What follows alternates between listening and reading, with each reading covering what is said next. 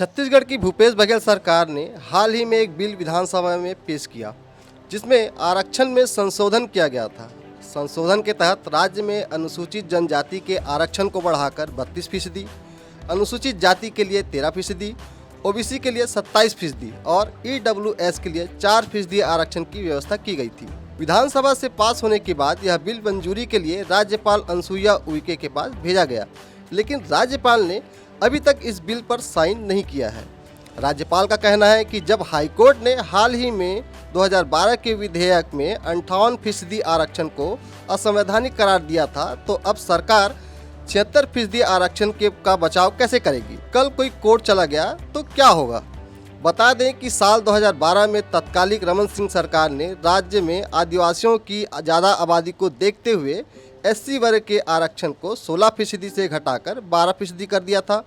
वहीं एसटी वर्ग के आरक्षण को 20% से बढ़ाकर 32% और ओबीसी को पहले की तरह 14% आरक्षण देने का फैसला किया। हालांकि सरकार के इस फैसले का विरोध हुआ और इसे हाईकोर्ट में चुनौती दी गई। एक दशक तक चले केस में हाईकोर्ट ने 19 सितंबर 2022 को रमन सरकार के फैसलों को असंवैधानिक करार दिया। अब भूपेश बघेल सरकार ने एक बार फिर आरक्षण में संशोधन करने का फैसला किया है, जिस पर राज्यपाल और सरकार में ठनी हुई है। दरअसल सरकार के विधेयक पर राज्यपाल ने अभी तक हस्ताक्षर नहीं किया है, जिससे विधेयक को संवैधानिक मान्यता नहीं मिली है। अब खबर आई है कि राज्यपाल अनुसुईया उइके ने सरकार से 10 बिंदुओं पर जवाब मांगा है।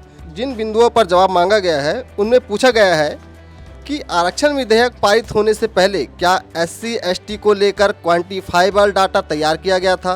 आरक्षण का प्रतिशत 50% से ज़्यादा किए जाने के लिए विशेष और बाध्यकारी परिस्थितियों का विवरण दिया जाए। 58% आरक्षण रद्द किए जाने के हाई कोर्ट के फैसले के 2.5 महीने बाद क्या आरक्षण का प्रतिशत बढ़ाए जाने को लेकर कोई विशेष डाटा जुटाया गया है। राज्य सेवाओं में एससी एसटी वर्ग का प्रतिनिधित्व पर्याप्त नहीं है। राज्य सेवाओं में एससी एसटी वर्ग के लोग चयनित नहीं हो पाते। ऐसे में एससी एसटी वर्ग के लोग किस तरह सामाजिक, आर्थिक और शैक्षणिक रूप से पिछड़े हुए हैं, इसका डाटा पेश किया जाए। एससी और एसटी वर्ग के पिछड़ेपन के अध्ययन के लिए क्या सरकार ने कोई कमेटी बनाई है।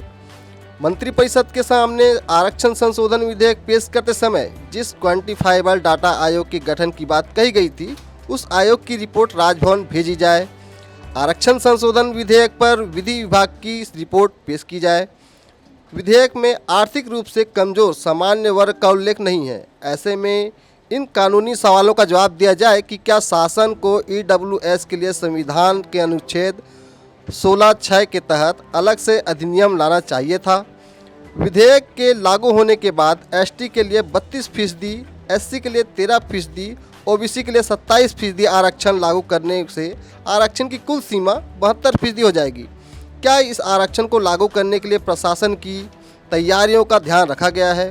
क्या इस संबंध में कोई सर्वेक्षण किया गया था? यदि हाँ, तो उसकी रिपोर्ट राज्यपाल को भेजी जाए। सामान्य प्रशासन विभाग द्वारा मंत्रिपरिषद के सामने पेश की गई रिपोर्ट में महाराष्ट्र, तमिलनाडु, कर्नाटक राज्यों में आरक्षण के प्रतिशत का उल्लेख किया गया है। इन सभी राज्यों में आरक्षण की सीमा 50% से ज़्यादा करने से पहले आयोग का गठन किया गया था। ऐसे में छत्तीसगढ़ में क्या ऐसी किसी कमेटी का गठन किया गया है? अगर हाँ, तो रिपोर्ट पेश किया जाए। अब देखने वाली बात है कि पूरे मामले में अगर किसी को सबसे ज़्यादा नुकसान हो रहा है तो वो है प्रदेश के युवाओं का, जो सरकारी नौकरी के इंतजार में व्यापम और पीएससी के द्वारा भर्ती नोटिफिकेशन का इंतजार कर रहे हैं। जाने ये विवाद युवाओं को कब तक इंतजार कराएगा। अगर आपको ये वीडियो पसंद आए तो इसे लाइक, शेयर और सब्सक्राइब करें।